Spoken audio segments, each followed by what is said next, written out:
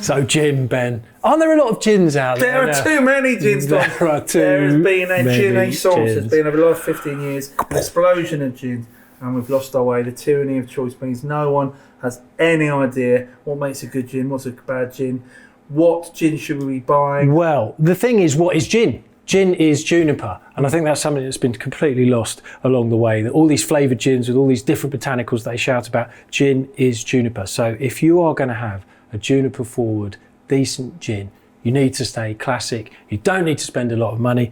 And our favourite gin is Beefeater Gin, Yes, isn't it? It is. Yeah. Because that is the kind of gin, along with Tanquerays and Gordons to a certain extent, they dragged gin out of the gutter in the 18th century when things got a bit out of hand with the gin craze. People always say to us, really, Beefeater? Because it only costs like 18 quid in a supermarket. But that's because these guys had to stay the course when gin became less fashionable. Twin set and poles. Yeah, the price was dragged down to satisfy the consumers then. And as they started launching these fangled gins that are really expensive, 30, 40 quid a bottle, these guys couldn't really put their prices back up. But if you launch that today, that will cost you about 40 quid. It's got all the heritage of great gin making. Desmond Payne was distilling it for over 50 years. It's juniper forward. There's loads of other great botanicals in there. It makes a perfect martini as well. So we love that. If you want to spend a bit more, Tanqueray 10. Yes. Got some of that as well. Like Tanqueray, they put